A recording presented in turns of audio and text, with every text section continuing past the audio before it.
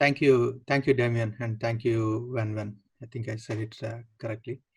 Um, I actually recently came to know about the Prop 16 not long ago, maybe a month ago, when one of our friends and also a member of LATA, Sridhar, he forwarded this to me and he said, "Hey, this looks strange. What do you think?" Then, like Vijay said at the start of the show, he said there are a lot of propositions that come up every election, and most of them, strange, and they don't pass, and we don't pay attention to them. But when I started reading about it, right away it hit me that if there is any community that is going to be impacted the most, this is Indian Americans. This is going to directly hit us at the top of it. So we cannot sit on the sidelines. So this is something we should read about it. If we did not read about any other props, this is it. This is directed at Indians. I feel, of course, it doesn't say that, but because, like others said, we have a very good admission rate in California universities. So that makes us, top of the target, I believe. So we should know about it. We should know what it entails. We should read about it. We should hear from both sides. But as far as I read, I went back and read about 209, who are the people who actually put it together, who are the authors of 209, and some of them were from African American communities. So and when it comes to the Prop 16, no matter how much I read, it's not very. I could not get a sense of how it is going to benefit anybody.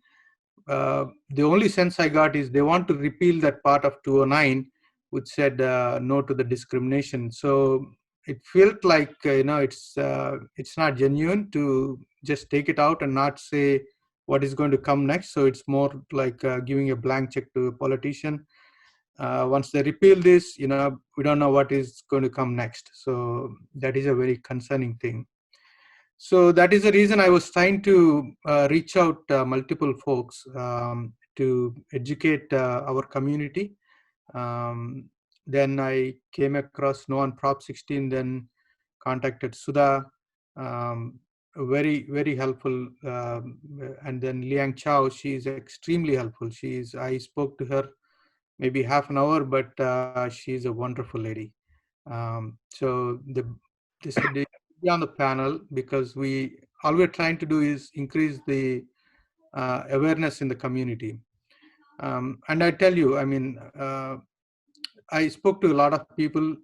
Um, I see some of our members also, Harnath and others, who joined this call because we are passionate about it. We're trying to reach people and say, what do you think about this? Then most of the time we hear that they don't know what it is, but few people who heard about it because Kamala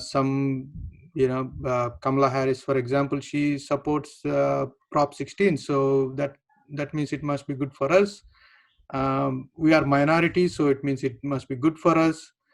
So this is a commentary I heard most, and unfortunately, that's not good enough. We should do more study on it. In fact, this is directly impacting our kids who will go to the colleges.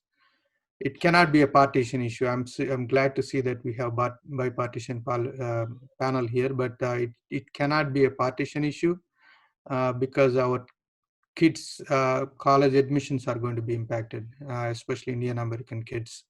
So you can't say, okay, it doesn't matter Democrat or Republican. What issues matter, and this issue is impacting Indians. I strongly believe that. So that's why some of us, we were actually thinking of taking placards and standing on the street corners or whatever we need to do. I think some of us are going to do that. So awareness is very important. Indian American, at least our generation, a lot of folks, we don't pay attention to the politics. The first thing we need to do is go register yourselves. If you are a citizen here in US, you need to register. Let's start from there, because then you have a voice, right? Then your community has a voice, because a politician is not going to hear any of your concerns unless they know that you can make a change in their election. So register, organize, and then show up. That's what I say. Thank you.